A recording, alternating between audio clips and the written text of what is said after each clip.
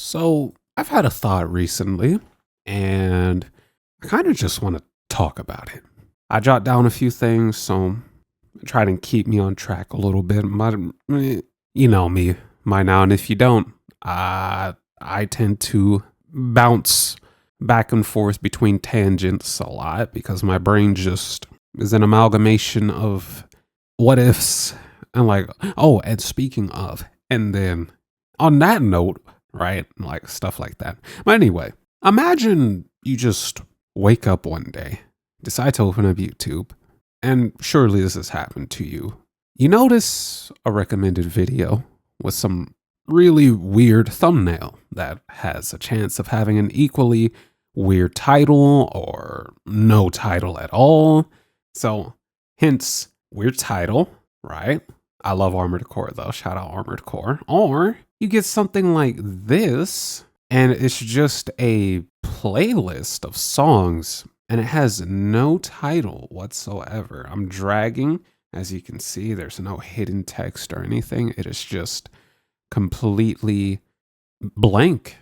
You click on it, and you find yourself listening to a genre of music you've only ever grazed the surface of or never heard before. You know, your curiosity is certainly piqued at this point. You take a look at the comments and you'll see stuff like, I love internet checkpoints, or heck, you got one of the composers of said song coming in and commenting about it, which is really cool. And you get another comment like, the only way to find this video is by having it recommended to you. You are the chosen one, which I think is really, really cool. Let's see what else there is. This checkpoint is especially lucky because I don't even think you can search this stuff up, which is kind of true. If you don't have a song in mind and you can't really reach the description, or you don't have a song in mind and it's not placed in the description, you're not going to find it. So videos like this, you would think, wouldn't have a lot of views. And that would be the case maybe the first couple days. I mean, 400 views in the first 2 days being published right here. But then, it peaks just like a week in, it's already at 59K views. At 2 weeks, almost 300K. 455 in 3. Almost a whole month has passed. 500,000 just for it to go over 1 mil within a couple months. These types of videos get recommended so heavily. The YouTube recommendation algorithm has led many users down fascinating musical rabbit holes, myself included, over the years, introducing us to obscure genres and remixes that often surpass the popularity of their originals. Me personally, I just want to dive a little bit into said rabbit hole and talk a bit about my personal experience with it. But, once again, it's not uncommon to see music get pushed into your feed by YouTube on a daily basis. There is a symbiosis between the video platform and YouTube Music, or YouTube, the video platform, and YouTube Music, which in of itself is very similar to Spotify and other mainstream music platforms. I personally find that I get recommended a lot of EDM-esque playlists that sort of get lost in the void that is the algorithm. And sorry, I kind of left this playing in the background, but it looks kind of nice, so I'm going to keep playing it. Shout out LW for making this playlist. It's a nice little background in this case. But yeah, it is very similar to Spotify and other music platforms. Yeah, I get recommended a lot of EDM-esque playlists. That's where I get lost in the void. That is the algorithm, only to return with a smoldering vengeance. Once again, this playlist in the background reached 1 million views in just a couple months, even though the first 2 days it started with 400 views. And the music is genuinely really good. You usually don't have to question it because 9 times out of 10, it's good. But the question is, why does YouTube, recommend you these very obscure playlist. Meanwhile, this is just with music. Meanwhile, there's something along the lines with videos where YouTube is just like, oh, you like Rocket League? Here's more Rocket League videos. You like football stuff? Here's more football stuff. And I'm talking about American football, not soccer, guys. Yes, I'm American. Get over it. But the why YouTube does this, we have to take a look into YouTube's recommended videos. And YouTube themselves state that it takes from the unique viewing habits of everyone that is on the YouTube platform. Watch history, search history, subscriptions, likes, dislikes, not interested, feedback, blah, blah, blah, blah, blah. A lot of more different things as well. So with that in mind, you figure, okay, that's what it likes to use to recommend you videos. That's genuinely what it does. But it's usually for stuff that isn't music, because not everybody, I think most people go to YouTube to watch like podcasts, documentaries, gaming videos, DIYs, the occasional like math equation being solved, stuff like that. But for music, it's very interesting. It's very unique. I don't know about you guys, but these days I very rarely search for new videos when I'm typing in the search bar. The recommended feed is very good at putting videos in front of me that I will want to watch at that point in time. Going back to music, it's very unique. I get recommended a lot of song compilations of niche genres, and they are wonderful but mysterious. Why did YouTube recommend me these things? It's honestly so random that I cannot figure out for the life of me how YouTube just put something like this in front of me. You would think, oh, it's the name of the song, and maybe the name of the song has the song names has to do with something that you've looked up in the past. But Solitude, Dreaming Sarah. I think this is a game. I've never heard of it. I've never played it. I think I've seen some stuff of it, but I've certainly never watched anything about it. Everything else as well, I've never heard anything about it, well, with the exception of Excuse C418. I think that's the Minecraft guy. Pretty dope. But otherwise, I genuinely don't know how it recommends this stuff. Allow me to talk a little bit about a few of the things that I had been recommended in the past that I thought was very cool or had a very interesting story behind it. Oh, and before we do that, take a look at this right here. Look at this. A Japanese alternative rock playlist, Kill Boredom. It was just on the front page. Recommended there. Now, granted, I have clicked on a lot of like Chikoi the Maid and some other stuff like what's that one artist called? Oya Sumi. So a while back, I was recommended Oyasumi Nation by Ippo.tsk. Ippo.tsk. However you want to say that. It's a really cool song that uses the Eleanor Forte, a Vocaloid thing. I think it's Vocaloid, and it sounds really good. It's rock. It kind of has a sad story behind it, or the lyrics kind of hint towards a sad story, but the instrumentals are so powerful. Why I was recommended this, I don't know, but that's just one of the songs I found that have been recommended to me recently. Now, maybe I'm just very late to the game, but there was this one song. This song is called Credits Song for My Death by VVVVV. VVVVV. And this song in particular sparked a huge surge in remixes for it. You can see it has 2.7 million views.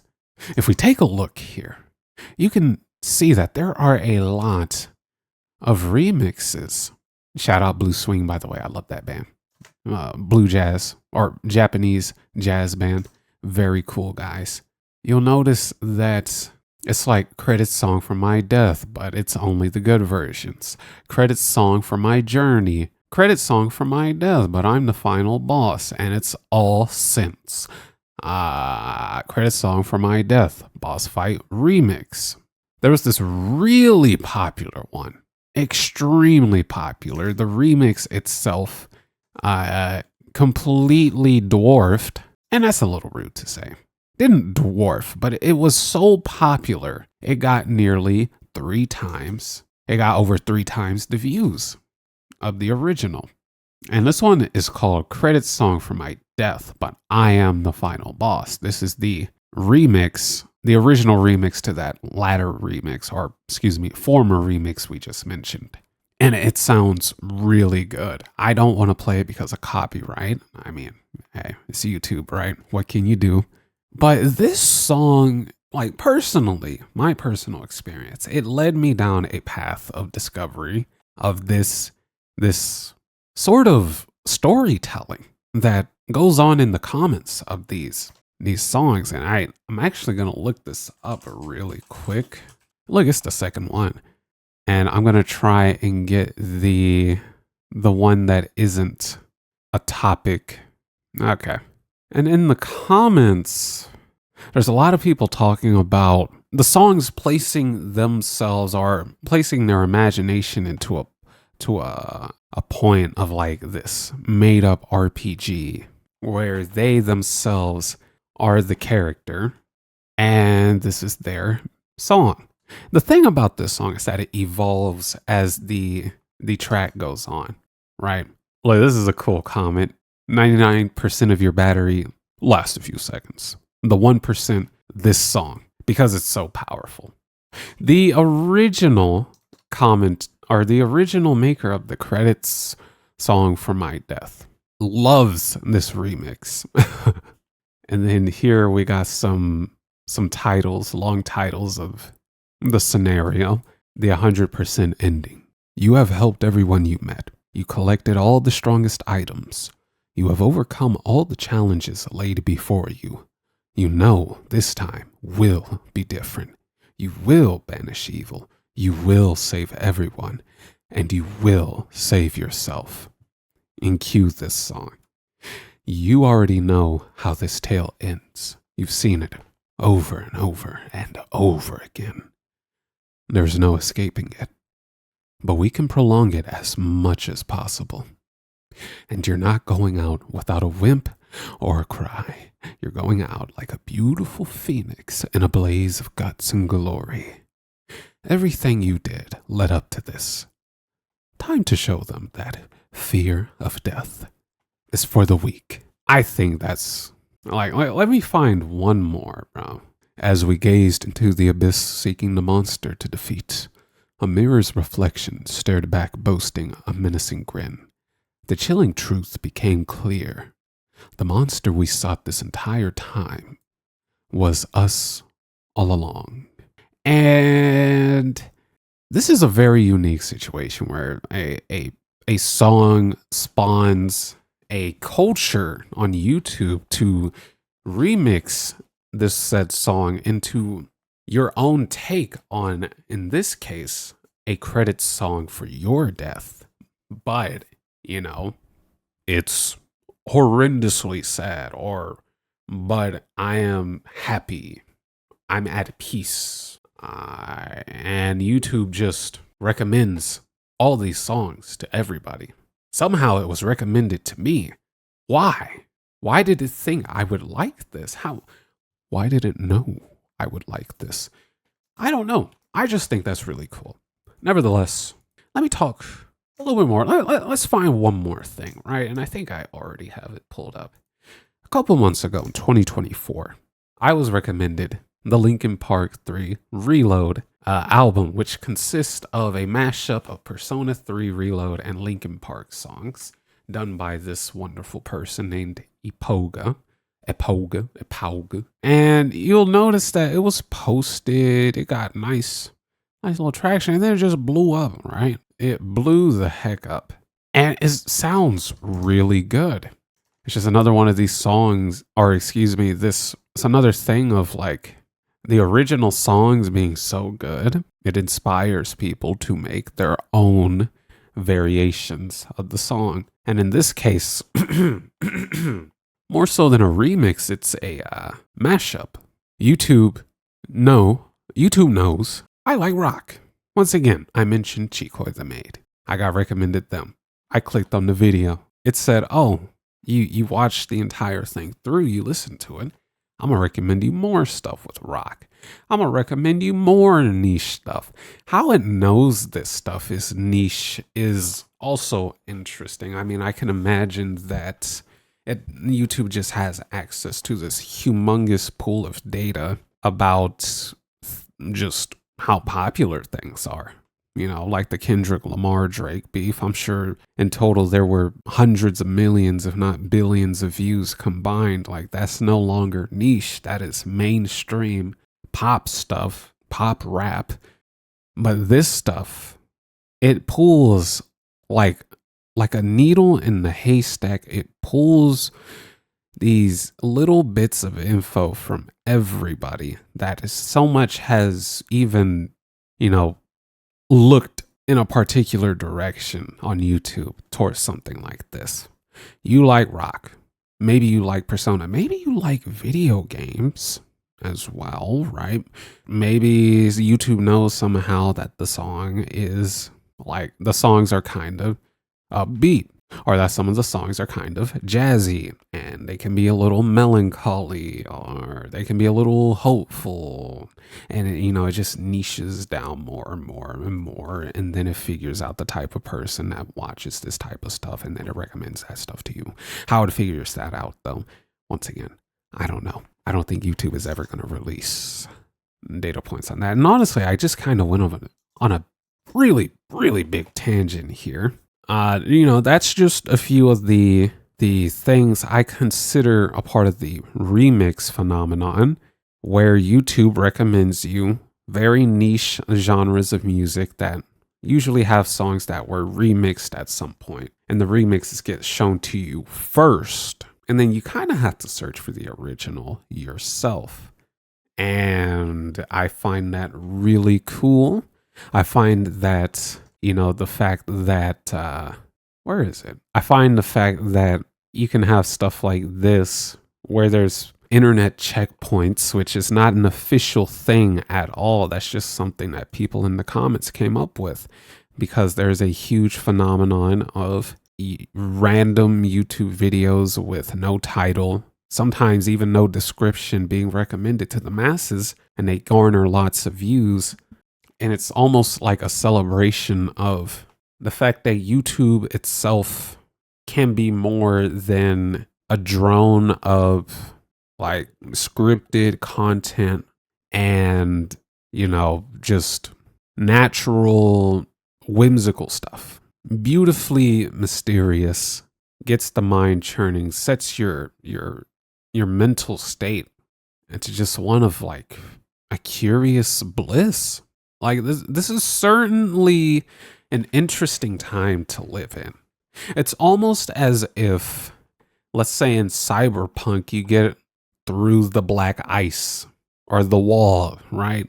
You finally find what's on the other side, like Narnia, or the gate to Harry Potter's magical school, Hogwarts, right? Or Inuyasha, when that girl gets transported into the demon world. Maybe that's not quite right, but whatever. I haven't watched Inuyasha in years. But now I kind of want to talk about my experience in my earlier years with the YouTube recommendation system and how it morphed my musical taste. So when I was young. And before I get to that, one thing about me is that I really love music. Okay. I've been bumping and, jumping to music since I was a little baby in my car seat, man. Listening to Rihanna in the back seat. And maybe late at night while I'm up watching TV, I'm still really young, right? There's Inuyasha coming up, and it has a beautiful intro song, beautiful ending song. The animes like Bleach, Dragon Ball, Death Note, Full Metal Alchemist, Boondocks, yes, Boondocks too. Boondocks is an anime, guys. They all have very good music to introduce them and send you off with, maybe a bittersweet feeling that it's over, but you're glad that you enjoyed it anyway. Those are some of my earliest memories. Oh, let me not forget that, like, we're talking really early 2000s here. I remember one night I was just watching a lady like dance in the woods, and I think her name was Enya. It was like a music video. And I don't remember the name of the song. I just remember kind of how the vibe went. And I remember thinking, wow, this is beautiful. This is amazing. There was no algorithm back then, right? It was all manually set. Like, we're talking, TV programs and stuff. YouTube wasn't even a thing till 2006. So, stuff like this was just barely popping up. And, I listened to a lot of R&B, rap, pop, because some EDM too, because that's what my mom listened to. It wasn't until I entered high school that my music taste really just started changing. And I started exploring. Before I entered high school, my musical tastes were kind of limited. I'm on the R&B, rap, and electronic for the most part. Think Lights by Ellie Goulding or Remember by Cascade, Dead Mouse. Naturally, I too love these genres, but one summer moment or moments led me down a path of discovery that I never thought possible.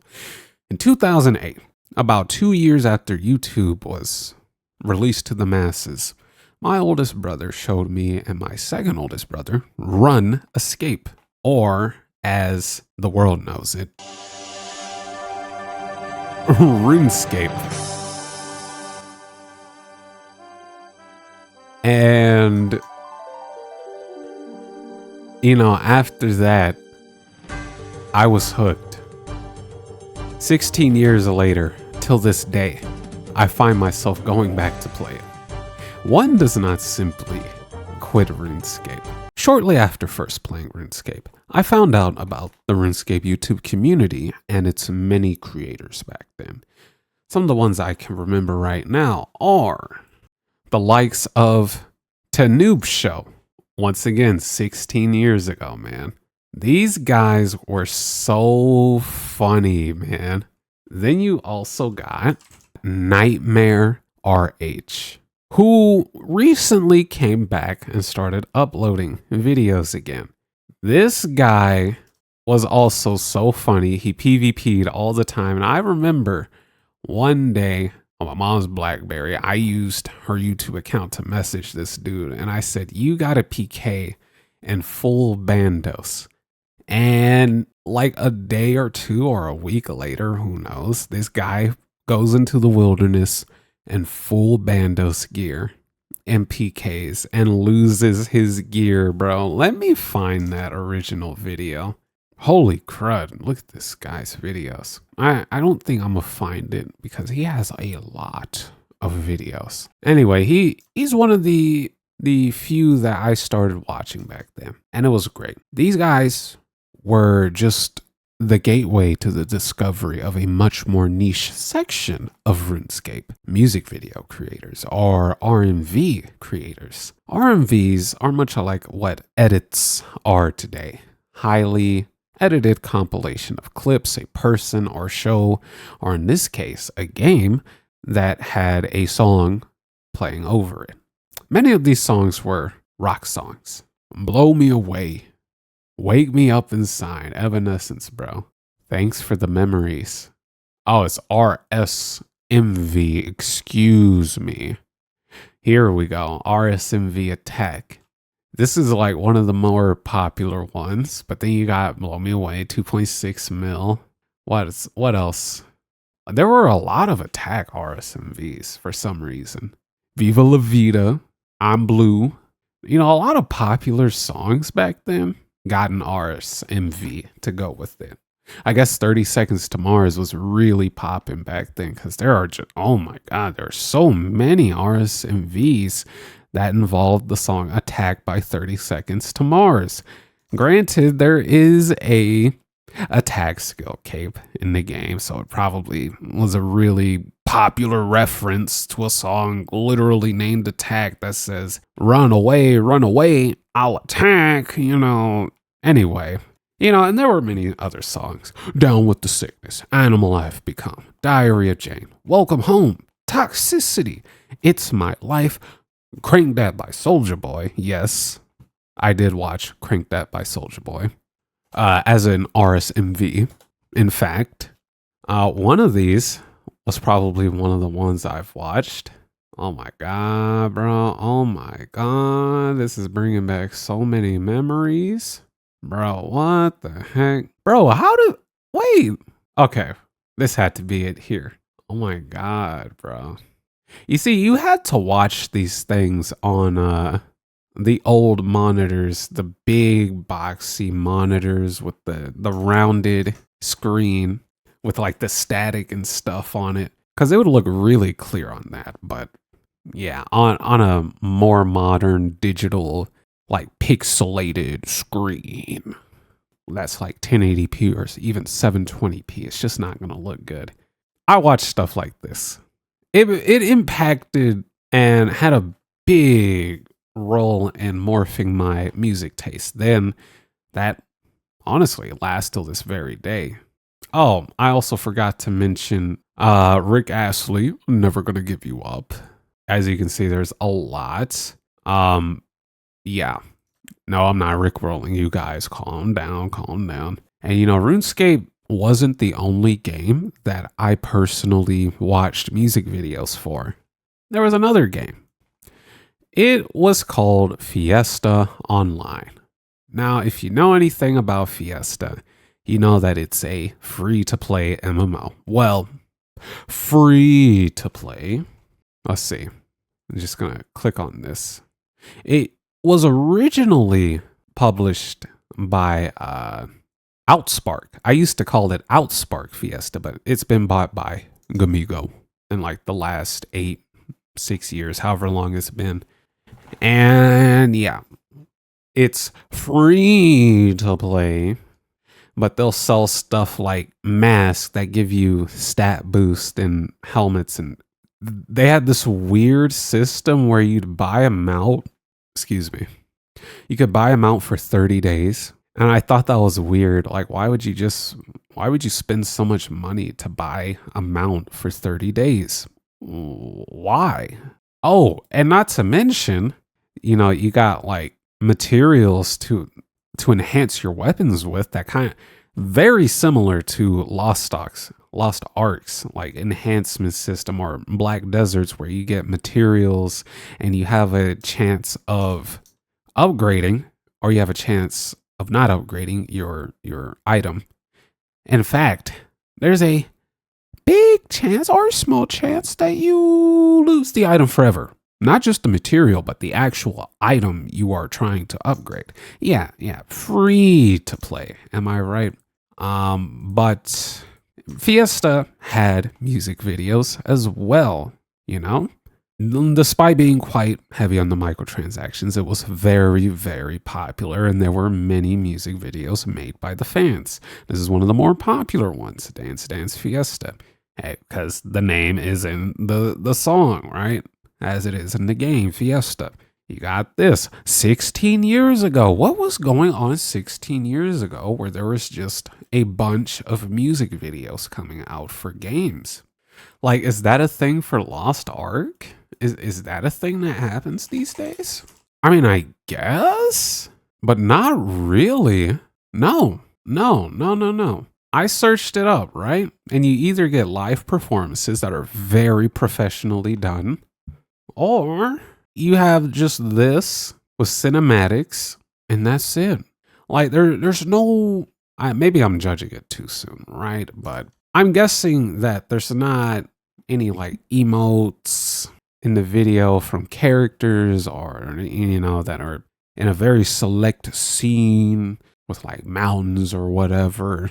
This is something that seems to have happened 16 years ago. I was really young, and quite frankly, I don't think there's many people these days that were my age back then that'll be able to experience that type of thing again. Those are some of my earliest memories involving the YouTube algorithm and its ability to take an interest and create a web of recommendations that evolve into a stream of music videos with varying genres that lead you down a mysterious path of self-discovery via music. I find myself wondering when a lot of these songs were made, although I don't have to guess. I mean, if the song was popular 16 years ago, it's likely it was popular 16 years ago, right? But that's for the music videos. We're talking mainly the obscure playlist and, why they were made and what the inspiration was behind them. Usually you'll find an answer to that in the comments. And honestly, I just kind of wanted to talk about this. It's a very random video. I tried making structure to it, but it just didn't work. I kept doing it and I was just like, you know what? I can't be bothered setting up a super complex script. I just wrote out some points for me to talk about, and that's it. Yeah, I know I was kind of all over the place in the beginning. Once again, I ramble a lot and I tangent from one thing to another. But yeah, man, this was my really obscure video on YouTube's obscure recommendation algorithm, and a little bit of my personal journey with it. I forgot to talk about that actually a little bit further. Sorry, you thought it was ending. It's not. When I got into high school, right, I had just begun to watch like more niche animes that weren't big shonen, though I was watching big shonen at the time. Stuff like Fairy Tail, stuff like Bleach. We got Hunter x Hunter. There's Log Horizon, right? Stuff like that. And a lot of these things had either rock or pop, J-rock or J-pop intros / endings, or endings, I should say. I also, a couple years before entering high school, discovered Baby Metal. I was watching them on my Xbox in my grandma's house, by the way, because we were just chilling. Baby Metal just popped up with one of their new, like, super popular song called Chocolate. Give me chocolate. Give me chocolate. And I remember that and I was like, whoa, bro, that's sick. So I discovered J Metal through that. Kind of, right? Once again, we got very, not just mainstream animes, but niche animes. Like before that, there was Blood that popped up on Adult Swim at night. Very like crazy anime, mature anime, bro. Kind of edgy, just like friggin' Ghost in the Shell. Another edgy one. And when I got into high school, I started watching the big shonens. And then after that, I got into more niche stuff. I started picking up stuff like Jormungand, Black Lagoon, Full Metal Panic. Not many people know about Full Metal Panic, bro. We're not talking about Full Metal Alchemist. No. They're completely different things. Stuff like Kaze no Stigma, or the Stigma of Wind, or the Wind Stigma, however you call it in English. And they all had very interesting intros. I guess one thing I could talk about is Angel Beats, right? Angel Beats had a really cool intro as well. And all these, I remember something about like the composer talking about just making this song about, composing it all by himself. The guy who made the anime composed the music himself or something like that. And he had the help of the singer, right? And I thought that was just really interesting. It was a really, really good song. I mean, a lot of the times when you hear people talk about Angel Beats, you'll hear them talk about the intro. There's many covers of it out there on the webs. Anyway, I'm getting on a tangent.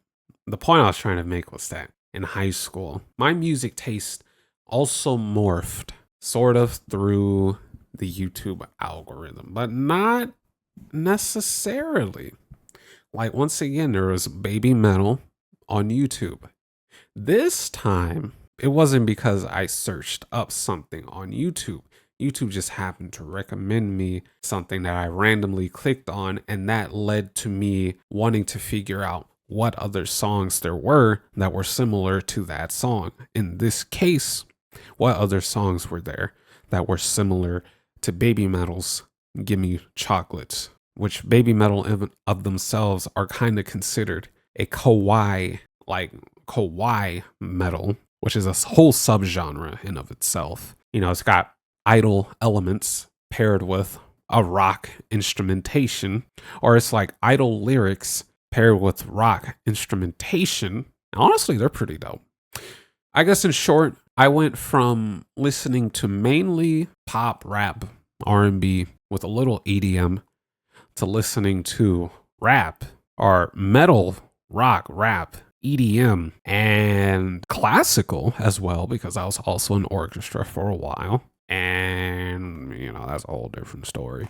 Yeah, so my music taste definitely changed a lot over the years, and at least a third, if not a half of that, is due to YouTube's weird way of recommending you songs that you just would never have thought to have looked up or would have never even heard of, right? I gotta thank YouTube for that. I gotta thank YouTube for just recommending me random stuff like Baby Metal when I was a young teen. And even now, recommending me stuff like the No Named playlist, stuff like the Linkin Park Persona 3 Reload mashup, stuff like the credits song for My Death and its many remixes that I certainly listened to because all the variations of it were so intriguing.